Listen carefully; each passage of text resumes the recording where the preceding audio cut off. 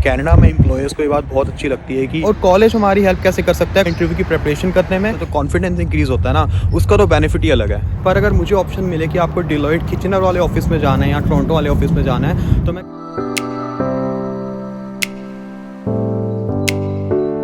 So hi everyone, welcome back to another video. So today I am in Kitchener और अभी temperature हो रहा है 8 डिग्री सेल्सियस। तो किचनर को आईटी का हब बोलते हैं क्योंकि यहाँ पर काफ़ी सारी आईटी कंपनीज़ हैं और आईटी कंपनीज़ के अलावा यहाँ पर काफ़ी सारी ऑडिटिंग एंड अकाउंटिंग फर्म्स भी है। तो अभी मैं जा रहा हूँ किचनर डाउनटाउन और मेरा 2 कंपनीज़ देखने का बहुत ही मन है। पहली कंपनी तो वो है जहाँ पर आईटी प्रोफेशनल्स का ड्रीम होता है काम करना, और जो दूसरी कंपनी है वहाँ पर ऑडिटर्स या अकाउंटेंट्स का ड्रीम होता है काम करना। और साथ ही में जो कनाडा में मैंने कोर्स परस्यू किया था फाइनेंशियल प्लानिंग पीजी डिप्लोमा, उस कोर्स में कोऑप भी है, तो मेरी कोऑप लग चुकी है। तो इस वीडियो में मैं आपके साथ अपना एक्सपीरियंस भी शेयर करूंगा कि कोऑप कैसे ढूंढनी है, इंटरव्यू की प्रिपरेशन कैसे करनी है और कॉलेज हमारी हेल्प कैसे कर सकता है कोऑप ढूंढने में या इंटरव्यू की प्रिपरेशन करने में। तो इस वीडियो में ये सब चीज़ें हम डिस्कस करेंगे। और साथ में मुझे किचनर ट्रांजिट के ऑफिस भी जाना है क्योंकि वहाँ से मुझे लेना है बस पास। जैसे कि मैं किचनर में बस 1 दिन के लिए हूँ, वहाँ से मुझे डे पास लेना है जो कि 1 दिन के लिए वैलिड होता है। तो उससे क्या होगा कि आज के लिए मैं किसी भी बस में अनलिमिटेड ट्रैवल कर पाऊँगा।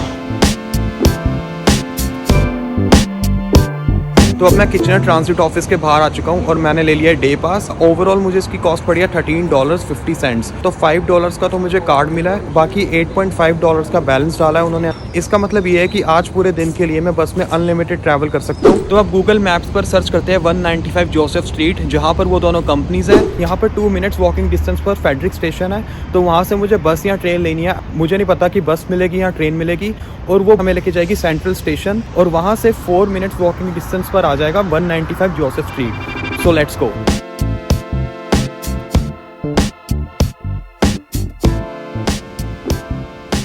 तो ये रोड क्रॉस करके आ जाएगा फेडरिक स्टेशन, जहाँ से हमें ट्रेन मिलेगी और वो ट्रेन हमें लेके जाएगी central station.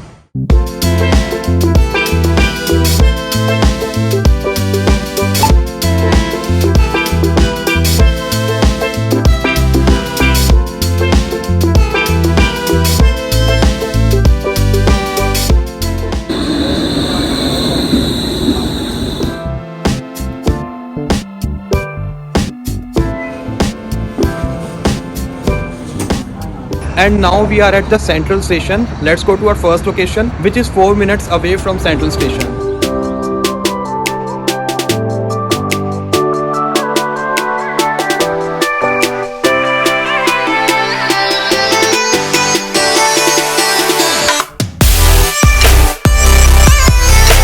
And right now I am in front of Google office in Kitchener, और यहाँ पर आईटी प्रोफेशनल्स का ड्रीम होता है काम करना, क्योंकि गूगल का वर्क कल्चर पूरे वर्ल्ड में बेस्ट माना जाता है। और इसी रीज़न के लिए गूगल को 2019 में 15 अवार्ड्स मिले थे, क्योंकि इसका वर्क कल्चर इतना बेस्ट है। पर अगर हम गूगल को दूसरी टेक कंपनी से कंपेयर करें तो गूगल का टेक्निकल राउंड इंटरव्यू काफ़ी चैलेंजिंग होता है। बाकी क्वेश्चंस के साथ साथ कैंडिडेट की कोडिंग और डिज़ाइन कैपेबिलिटीज़ भी चेक होती है। इसके बाद अब हम चलते हैं अपनी नेक्स्ट कंपनी के लोकेशन पर, और वो 5 मिनट्स वॉकिंग डिस्टेंस पर है। So let's go.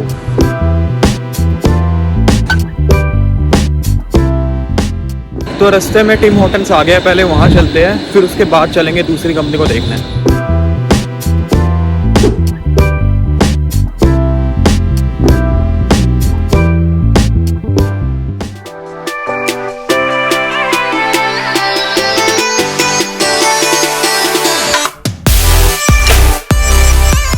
तो अब हम आ गए हैं डिलॉयट। तो किचनर में डिलॉयट का ऑफिस तो बहुत ही छोटा है। जो टोरंटो वाला ऑफिस है वो तो बहुत ही बड़ा है, काफ़ी बड़ी बिल्डिंग बनी हुई है। पर अगर मुझे ऑप्शन मिले कि आपको डिलॉयट किचनर वाले ऑफिस में जाना है या टोरंटो वाले ऑफिस में जाना है, तो मैं किचनर ही चूज़ करूँगा, क्योंकि किचनर में कॉस्ट ऑफ लिविंग कम है एज़ कम्पेयर टू टोरंटो। और एज एन इमिग्रेंट ये मेरे लिए बहुत ही इंपॉर्टेंट है कि मेरी ज़्यादा से ज़्यादा सेविंग्स हो, तो मैं किचनर वाला ऑफिस ही कंसीडर करूँगा। So Deloitte is considered as one of the big 4 accounting firms. तो पूरे वर्ल्ड में 4 अकाउंटिंग फर्म्स है जो टॉप 4 है in terms of revenue. Number first पे है डिलॉयट, फिर उसके बाद है PwC, फिर EY और फिर KPMG।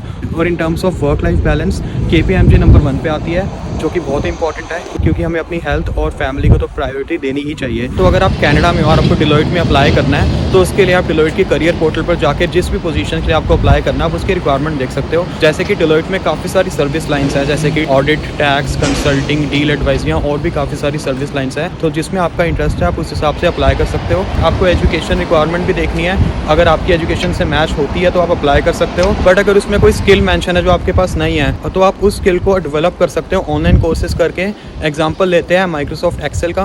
काफ़ी सारी जॉब्स में माइक्रोसॉफ्ट एक्सेल की रिक्वायरमेंट होती है, तो आप उसके लिए लिंक्डइन लर्निंग या यूडीमी से MS एक्सेल की ट्रेनिंग कर सकते हो और ट्रेनिंग करने के बाद अपने रिज्यूमे में डाल सकते हो। डिलॉयट के ऑफिस से थोड़ी सी आगे जाकर KPMG का ऑफिस भी है।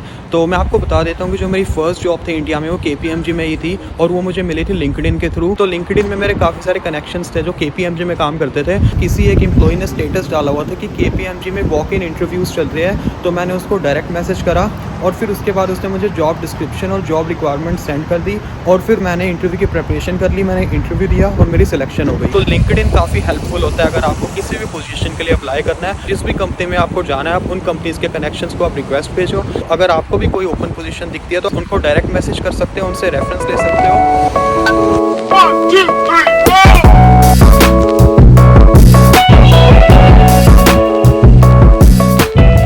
तो उस दिन ब्लॉग बनाते बनाते बारिश आ गई थी और मैं अपना ब्लॉग कंप्लीट नहीं कर पाया था। तो अब मैं सारनी वापस आ चुका हूँ और अब यहाँ पर हम अपना ब्लॉग कंटिन्यू करते हैं और डिस्कस करते हैं कि कोप की प्रिपरेशन कैसे करनी है। तो जब मैं इनिशियली कनाडा आया था तो मैंने अपने फर्स्ट सेमेस्टर से अपने रिज्यूमे और कवर लेटर के ऊपर वर्क करना स्टार्ट कर दिया था।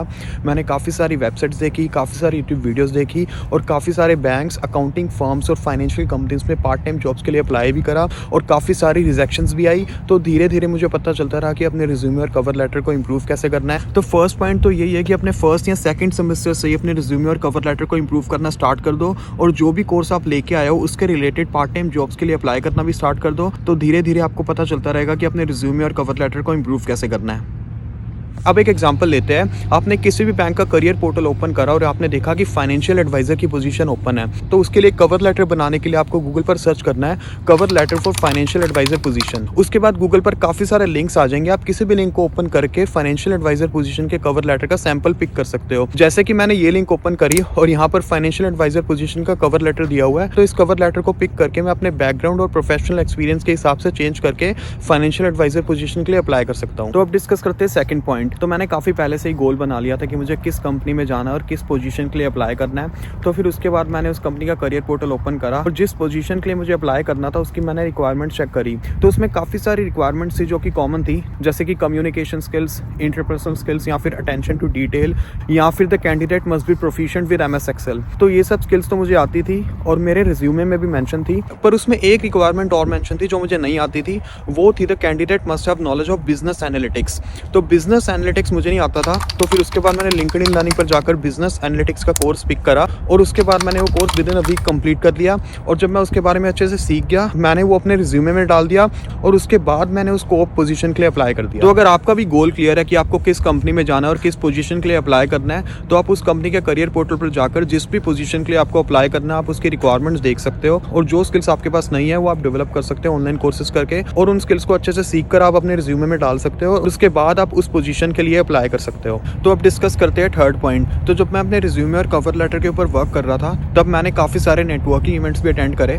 तो कनाडा में काफ़ी सारी कंपनीज नेटवर्किंग इवेंट्स ऑर्गेनाइज करती है और नेटवर्किंग इवेंट्स पर जाकर हम हायरिंग मैनेजर्स, डायरेक्टर्स या सुपरवाइजर्स से डायरेक्टली बात कर सकते हैं। उनसे कंपनी के रिगार्डिंग कोई भी क्वेश्चन पूछ सकते हैं कि उनका हायरिंग प्रोसेस क्या है या फिर इंटरव्यूज में कितने राउंड्स होते हैं या फिर जिस भी पोजीशन के लिए आप अप्लाई करना चाहते हो उस पोजीशन के लिए क्या क्या स्किल्स की रिक्वायरमेंट्स है। तो ये सब चीज़ें आप डिस्कस कर सकते हो और साथ में अगर आपको अपने रिज्यूमे और कवर लेटर के बारे में डिस्कस करना है तो आप वो भी डिस्कस कर सकते हो। तो जब मैंने नेटवर्किंग इवेंट्स अटेंड करे तो मुझे काफ़ी नॉलेज होगी जिस पोजीशन में मुझे अप्लाई करना था उसमें कितने इंटरव्यू राउंड्स होंगे और किस किस टाइप के क्वेश्चंस पूछे जाएंगे। और नेटवर्किंग इवेंट्स में हायरिंग मैनेजर्स, सुपरवाइजर्स या डायरेक्टर्स से बात करने से तो कॉन्फिडेंस इंक्रीज होता है ना, उसका तो बेनिफिट ही अलग है। तो अब बात करते हैं कि नेटवर्किंग इवेंट्स अटेंड कैसे करने हैं या उसके लिए अप्लाई कैसे करना है। तो एग्जाम्पल लेते हैं एक अकाउंटिंग फर्म का। मैंने गूगल पर सर्च करा MNP LLP नेटवर्किंग इवेंट। जैसे कि मैंने ये लिंक ओपन करी और यहाँ पर आप देख सकते हो कि 18 मई को हेड स्टार्ट कॉन्फ्रेंस करके एक इवेंट होगा जो कि वर्चुअल इवेंट है और उसके लिए रजिस्ट्रेशन कराने के लिए आपको यहाँ पर क्लिक करना है। वहाँ पर जाकर आप इस नेटवर्किंग इवेंट के लिए रजिस्ट्रेशन करवा सकते हो। तो ये एक वर्चुअल इवेंट है, ये आपको ऑनलाइन अटेंड करना है, आपको कंपनी के ऑफिस नहीं जाना।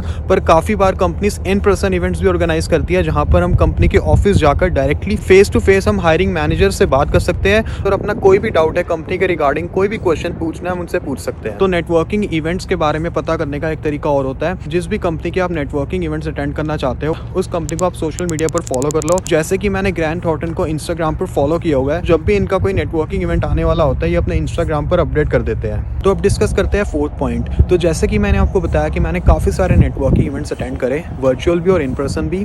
तो नेटवर्किंग इवेंट्स अटेंड करके और हायरिंग मैनेजर से बात करके मुझे ये बात पता लगी कि कनाडा में एम्प्लॉयर्स को ये बात बहुत अच्छी लगती है कि एक स्टूडेंट अपनी पढ़ाई के साथ साथ को करिकुलर एक्टिविटीज़ में भी इन्वॉल्व है। तो को करिकुलर एक्टिविटीज़ का मतलब होता है कि एक स्टूडेंट है, उसने वॉलंटियरशिप एक्टिविटीज़ में पार्टिसिपेट किया हुआ है, या उसके कॉलेज में डिबेट कॉम्पिटिशन या ग्रुप डिस्कशन होते हैं वहाँ वो पार्टिसिपेट करता है, या उसके कॉलेज में स्पोर्ट्स टीम है वो उसका पार्ट है, या कॉलेज में काफ़ी सारे डिपार्टमेंट्स या क्लब्स होते हैं तो वो किसी भी डिपार्टमेंट या क्लब का पार्ट है जिसमें उसको काफ़ी सारी रोल्स एंड रिस्पॉन्सिबिलिटीज़ परफॉर्म करनी होती है। तो को करिकुलर एक्टिविटी परफॉर्म करने का मेन पर्पस यही होता है कि आपकी स्किल्स इंप्रूव हो, जैसे कि कम्युनिकेशन स्किल्स, इंटरपर्सनल स्किल्स, या अटेंशन टू डिटेल, या फिर टाइम मैनेजमेंट स्किल्स हो गई, या लीडरशिप स्किल्स हो गई। तो यही चीज़ हमें अपने इंटरव्यू में अपने एम्प्लॉयर को जस्टिफाई करना होता है कि हमने कैसे को करिकुलर एक्टिविटीज़ परफॉर्म करके ये सब स्किल्स इंप्रूव करी। तो अब डिस्कस करते हैं फिफ्थ पॉइंट, जिसमें मैं आपको बताऊंगा कि कॉलेज ने मेरी कैसे हेल्प करी इंटरव्यू की प्रिपरेशन करने में। तो मेरे कॉलेज में करियर सर्विसेज डिपार्टमेंट है, तो कोऑप की पोजीशन अप्लाई करने से पहले मैंने अपने रिज्यूमे और कवर लेटर अपने करियर सर्विस डिपार्टमेंट को ईमेल करा था, और उसके बाद उन्होंने मुझे गाइड कर दिया था कि मुझे अपने रिज्यूमे और कवर लेटर में क्या क्या इंप्रूवमेंट्स करनी है। तो वो इंप्रूवमेंट्स करके मैंने उस पोजीशन के लिए अप्लाई कर दिया था। उसके बाद जब मुझे कंपनी से इंटरव्यू की इन्विटेशन आई तो मैंने उनको दोबारा ईमेल करा, बोला कि मेरा प्रैक्टिस इंटरव्यू भी ले लो। तो उन्होंने मेरा प्रैक्टिस इंटरव्यू लिया, जिससे कि मेरी काफ़ी अच्छी प्रिपरेशन हो गई। साथ में उन्होंने मुझे एक PDF फाइल भी दी थी जिसमें काफ़ी सारे इंटरव्यू क्वेश्चंस मेंशन थे। उसमें कोई स्पेशल क्वेश्चंस नहीं थे। अगर आप गूगल पर सर्च करोगे बिहेवियर बेस्ड इंटरव्यू क्वेश्चंस या सिचुएशनल बेस्ड इंटरव्यू क्वेश्चंस, तो वो सेम क्वेश्चंस आपको गूगल पर भी मिल जाएंगे। और मैंने काफ़ी सारी फाइनेंशियल कंपनीज में, अकाउंटिंग फर्म्स या फिर ऑडिटिंग फर्म्स या फिर वॉलमार्ट या बेस्ट बाय, मैंने काफ़ी जगह इंटरव्यूज़ दिए थे। और सब इंटरव्यूज़ में एक चीज़ कॉमन थी कि इंटरव्यू में मैं से बिहेवियर बेस्ड या फिर सिचुएशनल बेस्ड क्वेश्चन ज़रूर पूछे थे। मैं आपको ये सजेस्ट करूँगा जब भी आप इंटरव्यू की प्रिपरेशन करोगे कनाडा में, तो बिहेवियर बेस्ड या सिचुएशनल बेस्ड इंटरव्यू क्वेश्चंस की प्रिपरेशन जरूर कर लेना। और इन टाइप के क्वेश्चंस के आंसर्स का कोई सही या गलत आंसर नहीं होता। इन क्वेश्चंस का मेन पर्पस यही होता है कि एम्प्लॉयर्स कैंडिडेट की कम्युनिकेशन स्किल्स और कॉन्फिडेंस लेवल चेक कर सकें। तो मैंने अपनी स्टडीज़ के साथ साथ और टेक्निकल नॉलेज इंप्रूव करने के साथ साथ अपने फर्स्ट सेमेस्टर से मैंने ये सब पॉइंट्स फॉलो करना भी स्टार्ट कर दिए थे, जिसका मुझे काफ़ी बेनिफिट हुआ। मेरा कॉन्फिडेंस लेवल बढ़ा, मेरी काफ़ी सारी स्किल सेट्स इंप्रूव हुई, और सबसे इंपॉर्टेंट बात, मेरी कम्युनिकेशन स्किल्स काफ़ी ज़्यादा इंप्रूव हो गई थी। अगर आपको ये वीडियो इन्फॉर्मेटिव लगी हो तो इस वीडियो को आप लाइक कर दो, शेयर कर दो, और अगर आपको कोई भी क्वेश्चन है कोऑप के रिगार्डिंग या इंटरव्यूज़ के रिगार्डिंग तो नीचे कमेंट कर दो, और मिलते हैं नेक्स्ट व्लॉग में।